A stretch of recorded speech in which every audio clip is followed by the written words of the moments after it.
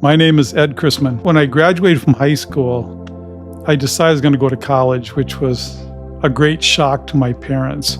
So I went to college actually for 2.5 years, and it just wasn't working out for me.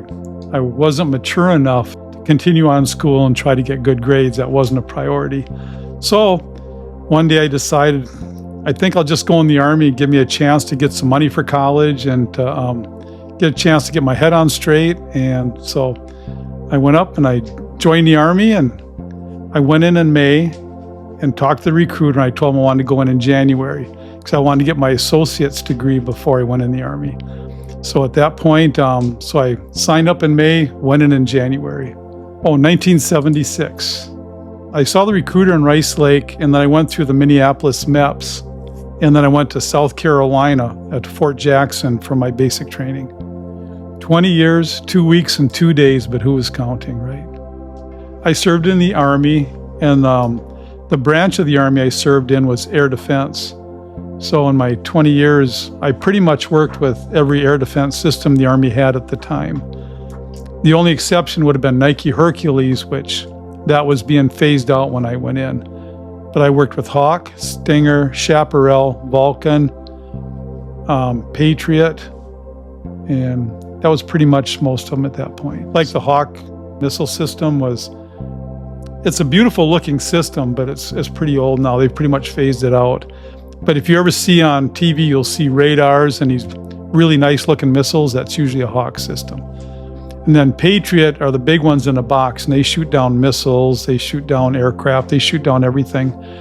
And then the Stinger are the ones they carry on your shoulder, and they're for short range. And the Chaparral, and then the Vulcan gun system, it shoots like 6,000 rounds a minute. So it's a big Gatling gun is what that shoots. Probably the hardest time was when I was in Saudi Arabia. Angie was having her 10th birthday party, and I got to see it like 6 weeks later, and I'm watching her birthday party in Saudi Arabia. So that was pretty tough. Yep, I went on a few deployments, and I remember one time, thankfully we didn't go on the deployment, but I went into work in the morning in El Paso, and we were getting ready for a deployment and didn't even know it went in. And 4 days later, I got to come home. So, Chris didn't even know where I was at. We couldn't call or anything. So I was gone for 4 days, and she had no idea where I was or why. And that's pretty tough too, So, and it's basically through the post office. That was it. It would take days and weeks to get letters out. Phones, we had phones, but it was hard to get to use them. We didn't have cell phones, especially on deployments. Like when I was in Saudi Arabia, we could have 3 minutes on the phone once a week. So that's all we could talk. Well, I got to talk longer whenever, when Chris complained to the colonel's wife, and then he said, no, you need to talk longer than 3 minutes. So they were in Germany. Yep. So they came to Germany, and then shortly after that, we went on to Saudi Arabia. 5 months. 92? I think it was 92, 93, somewhere. 93, I guess. Well, I have a mental timeline. I started in Fort Jackson, and I went to basic training, and then I went to, they called it common basic electronics training, so I did that. So I was in Fort Jackson for probably, maybe 3 months, 4 months. And then I went to Huntsville, Alabama for about 8 months. And then I went to Korea for a year. And I came back and went to Key West for a year. Then I went back to Korea for 2 years. And then I came back and went to El Paso for a year. Then I went to White Sands for about 2 or 3 years. Then I went to OCS. Then I went to Korea. Then came back to White Sands for probably about 4 years. And then went to Germany for 4 years, and then I came back to Appleton and retired out of Appleton. And then I had the Saudi Arabia trip during my Germany time. Well, right now, I'm an elder in our church, and I fill in for the pastor when he's gone for teaching. Once a month, I teach in a nursing home. I probably would have been a carpenter in Ladysmith, realistically. But I think God wanted me to marry this girl in Korea, so he dragged me over to Korea so I could get married. Because my wife wanted to marry a wrestler from Wisconsin. That was her ultimate goal. So when I was in Korea, I went to a serviceman's home, and that's where I met my wife. First time I met her was probably in July or August, and I thought she was maybe 15 years old, so I didn't really talk to her. And then a couple months later, I was talking to her younger sister, and she said she was 18 or something. And I'm like, well, if you're 18, how old's your sister? Oh, she's 19. I'm like, oh, okay. So then we started talking. Let's see, that would have been 1977. Yeah. Well, we basically shoot down enemy aircraft. And the good thing about air defense is there's rarely any collateral damage where like civilians get killed because you're only engaging enemy aircraft. So if they come in, if they have the improper, what they call IFF, identification friend or foe, if they have the improper one, then you shoot them down. The civilian airlines have their own IFF, so we would recognize them as civilian aircraft. We only really engaged hostile enemy aircraft is all we would do.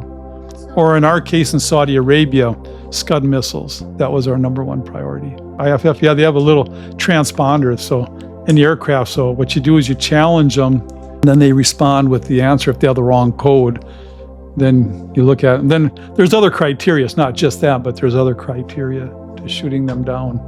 I was on the ground. Yep.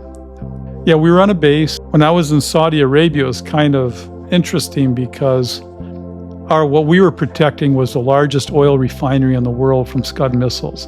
So that was our mission. So we're in Riyadh, Saudi Arabia, and they had us, this is almost embarrassing to say, but they had us in condos with marble floors. There's like a common area, had 5 bedrooms, everybody had their own bedroom and stuff. The life was actually pretty luxurious there. I was pretty surprised. Where you see the tankers and the infantry, they're out in dust storms and stuff, but we had it pretty good. Food wasn't that great, but everything else was pretty nice. I mean, they had gymnasiums, they had everything, so probably the funnest part of Saudi Arabia, actually there's 2 fun things. I love driving in Saudi Arabia. I mean, it was crazy. The only rule on the road that I ever saw observed is the straightest point the shortest distance between 2 points is a straight line. So if someone is driving and they wanted to get to another point, they would just go. It didn't matter if it was an on-ramp, off-ramp, you would see cars doing that. You'd see cars in the far right lane of like 4 lanes of traffic making a left-hand turn because that's where they wanted to go. The first few times it's kind of unnerving, but I always thought probably the ultimate job would be a taxi driver in Riyadh. I couldn't think of anything that'd be more fun than that, And then I liked the gold markets over there too. They were really cool. You'd go in these little shops, about the size of the average kitchen, maybe dining room, and you'd go in and there'd be gold hanging from the ceiling, and if you're tall enough, it'd be going through your hair, like necklaces and belts, just solid, well, not solid gold, 22 karat gold. And they had gold everywhere, and it was just a wild experience. You'd go in there and you'd negotiate with them how much you wanted to pay for things. And so I asked one of the gold dealers one day, I said, aren't you ever worried about anybody stealing anything? And he goes, no, we have a very good justice system here. And it turns out where we're at in the gold market on Friday nights and Saturday nights, the parking lot was a place they called Chop Chop Square. And what happens is, if you were caught stealing or something, they'd have court on Friday and they cut off your hand if you're caught stealing. So, yeah, so the appeal process was pretty weak. So if you appealed your case and won, you didn't get your hand back, But I never saw anything in Chop Chop Square. I mean, I never observed that. So that was just what we were told. I don't know if that's true, but I do know they had a Chop Chop Square in Riyadh. Well, yeah, there's always challenges. Spare parts. It was during the Carter administration, and you're only 10 minutes away from North Korea coming across with aircraft.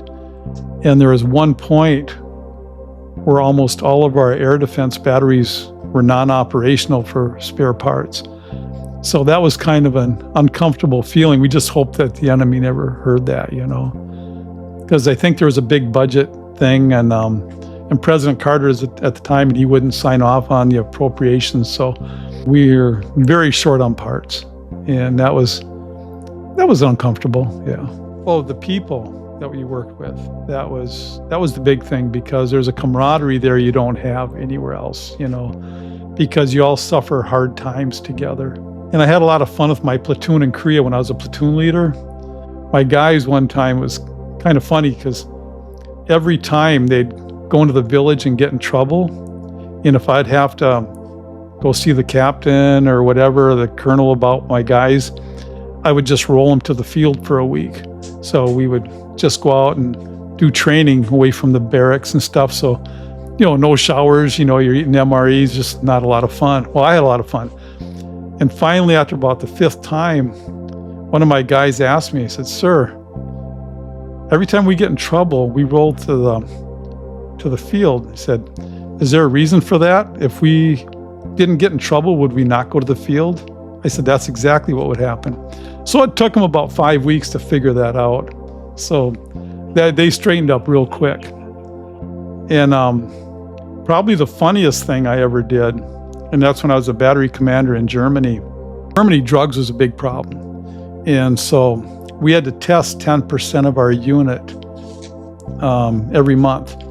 So one month we had a 3-day vacation coming up. It's like the 4th of July or something. And so I gave a 10% drug test to the unit on Friday before everybody took off for the long weekend.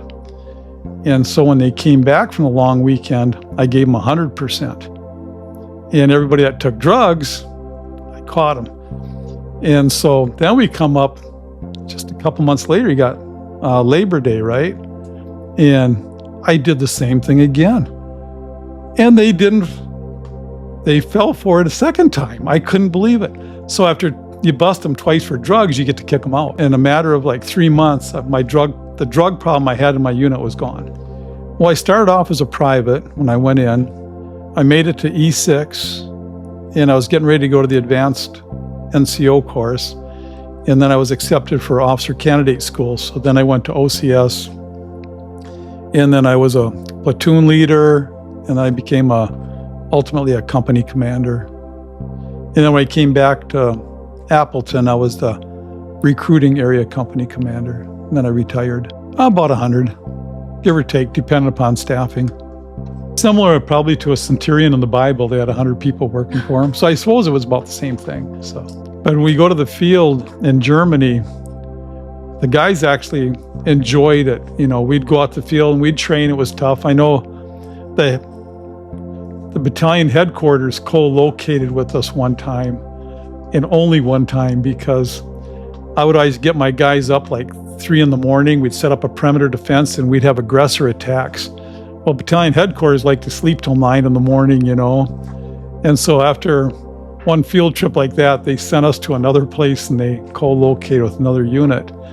But my wife was basically in charge of the wives club or the wives group or whatever they called it. And so we'd come back from the field and they'd have all kinds of food. We'd have water balloons, water fights. So everybody had a good time when they came back. So they didn't mind going to the field because they knew the rewards when they came back was going to be fun. Basically everything, because no matter what you did, the wife was actually involved. It's like when I went to Germany, I went there by myself because there's no housing. So until I got a house, she couldn't come. So she had to finish clearing quarters, which in the Army is a royal pain to begin with. And then she had to get the car from White Sands, New Mexico, down to the coast in Texas. I don't know what town it was. She had to get the car down there, but it had to be perfectly clean. They'd inspect her. It could be no dirt, no sand, no nothing on it. And so she had to get the car down there and get back to White Sands and get the kids on the plane and get them to Germany. So, those are the things you don't see that spouses have to handle. And so it was always a a major event when you did things like that. I think spouses and kids don't get enough credit for what they go through. But we lived in base both places. When I was in E6, we had a 3-bedroom house with 1 bathroom. And then when I went to OCS, I was able to get a house with 2 bathrooms. So that was pretty nice. So when you're in OCS, you could have, you had 1 drawer that they couldn't inspect, but then you could have a couple pictures up. And so they're always trying to get you to quit in OCS, no matter what. You have a desk and you have this form called the Comment 1 form. And you sign it and you can quit. You can go home the next day. You're done. One day, the TAC officer is doing inspection and he sees the barracks and he sees a picture of Chris and the kids and they're holding the sign and I couldn't tell. It looked like, Dad, you're number 1 or you're number 10. I couldn't tell which one it was, but but either way, it was one of the 2. And so he looked at it, he says, just think, if you sign that Comment 1, you could go home and see them tomorrow. And I told him, well, sir, they're the reason I'm here. And he says, I hear you. He turned around and walked away and never bothered me again. Can't allow them to attack you. You have to turn it back on them. So there was one time, we're in New Mexico and we're on a trip. We're going through the Gila National Forest and there's like a city of rocks.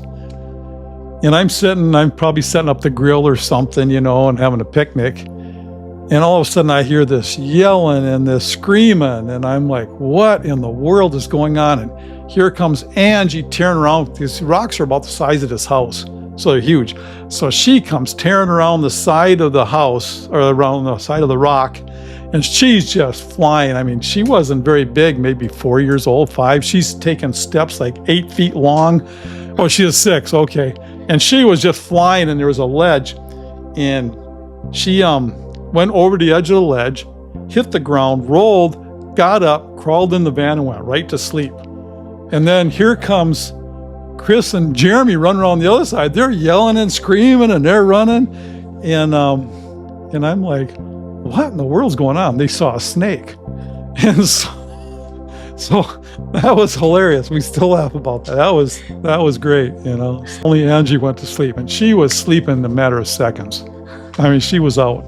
Mainly the one I went through training with in Huntsville, and I went through what they call COBED at Fort Jackson, and then we were stationed together in Korea twice, and then he got out, and then I stayed in and went, and so we stay in touch. But he's mostly the only one. I have, we get Christmas cards from Franklin's every year. But when I was in Korea, it was always kind of funny. I had these 2 really big guys, and they went to the gym, just workout warriors, And so sometimes administrative actions, especially in foreign countries, get stuck. So when I had to try to get what I wanted through the system, I would take these 2 guys behind me. So I would stand there and I'd explain to the person what I wanted and needed. And these 2 guys were behind me, just standing there, nodding their head,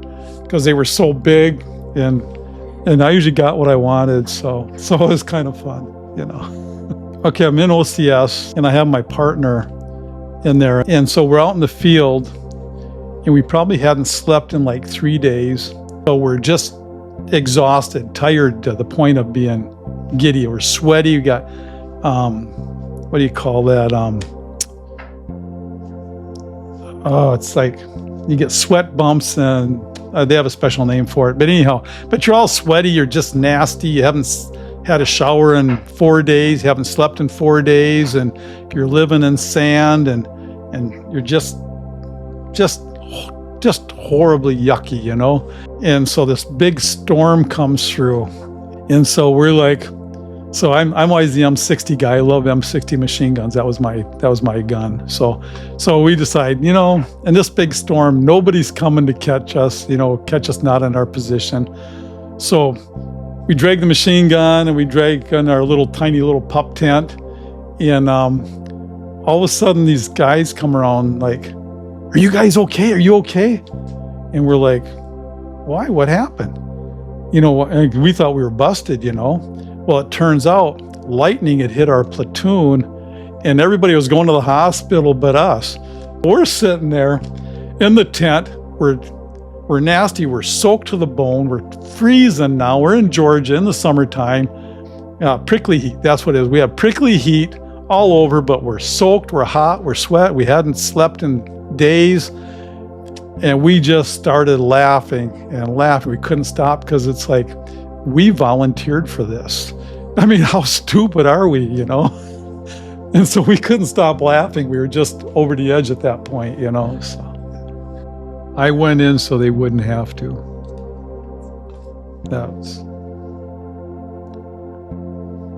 I don't want them to go in. When I was about 5 years old, I actually think I got saved. And the reason is I remember the pastor, I remember the sermon, and I remember it's fire and brimstone, and he literally scared the hell out of me. And I asked Jesus to save me because he was talking about people walking around that are dead and they don't know they're dead, but they're dead in sin. They're going to be thrown in the lake of fire. And I was so scared. I'm 5 years old in church because we didn't, in those days, you didn't take the kids out of sermons to go to Sunday school. You went to church and Sunday schools after. And so I got the full blown, and so I'm like, Jesus, save me. And I do feel like I was saved at that point. But then when I went in college, and like I say, it just wasn't going well. So it was, and I knew I had to go. So that's when I joined the Army. And so I went in the Army. I think God was leading me in the Army to bring me back. So I get into basic training, and 4 days before we're set to graduate from basic training, I get called down to personnel. And they go, we don't even know why you're here. I've been here for 7 weeks. You don't know why I'm here. He says, well, you're not supposed to be here because your contract isn't any good. The school you signed up for, we've shut the base down, and we're moving the school down to Georgia, and it's going to be a year before we start the school up again. So you never should even have been brought into basic training because we have no place to put you, and we're not going to hold you for a year. And they said, so you got 3 choices. You can get out like today and no benefits and just get out. I'm like, well, that's not really what I want to do, because I came in because I want to find out, I want to see if I want to do electronics or not. That was my main goal, joining. Then the second choice is, we'll change your contract to a 2-year contract, and then we'll just put you in infantry, and after 2 years you can get out and go back to life. And I'm like, well, infantry, I know how to use a shovel. I'm not going to go in the infantry. They said the third choice is, there's a school in Huntsville, there's radars, which is similar to what I had signed up for, which was microwave communications, using satellites and stuff. So instead I was working with air defense with radars in Huntsville, Alabama. I was kind of hoping to go to the New England area, but I said, well, Alabama will be fine. And so I took that one, and then I get to Huntsville, and then I get roped into going to this Bible study. And that's when I came back to the Lord at that point, So God had to set up. He had to shut down military bases and everything else just to get me to where he needed me to be. I think the women's retreat is about stubbornness, so I think you could see how stubborn I probably was at that point. So, but he broke me. I'm not stubborn anymore. Paul Wettstein, probably one of the more talkative people I've ever met in my life. He would talk, and finally I just said, basically, okay, I'm thinking he'll never stop talking if I don't go. So I'm like, okay, I'll go. Okay. But then we're both Christians, and we got to hang together. So I really incredibly smart guy, but he could just talk and talk and talk, and love him to death, but he could talk, So I was 20. And the sad part is the 15 years, I'm thinking, how how many times I could have read through the Bible and studied the Bible? It's just, if I was flexible enough, I'd be kicking myself.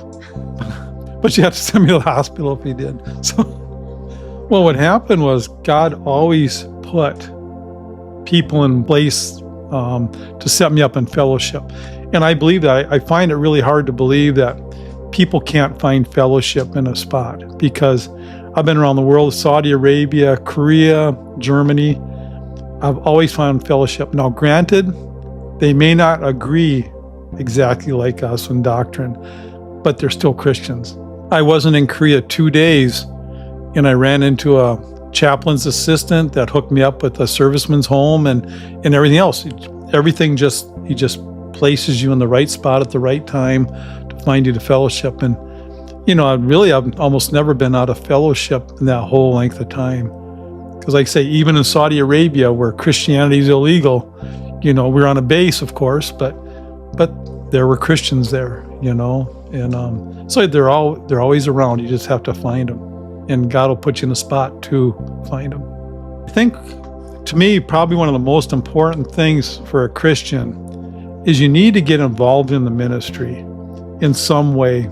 It may not even be what you're called for, because what happens is you can't steer a parked car. So when I retired from the Army, I started working with Shepherd's Care, and I was going out to King. But then after the COVID, you couldn't really do anything. I didn't know of any ministry. Our church wasn't big into involving people in ministries and stuff. So I thought, well, I got to do something. So I started with the Ruby Pantry. And as long as you're moving, God can then steer you, because you're moving. He can steer you in the right direction. But if you're sitting on your butt waiting for something, it's not going to happen. You have to be out doing something, and then God can do something with you.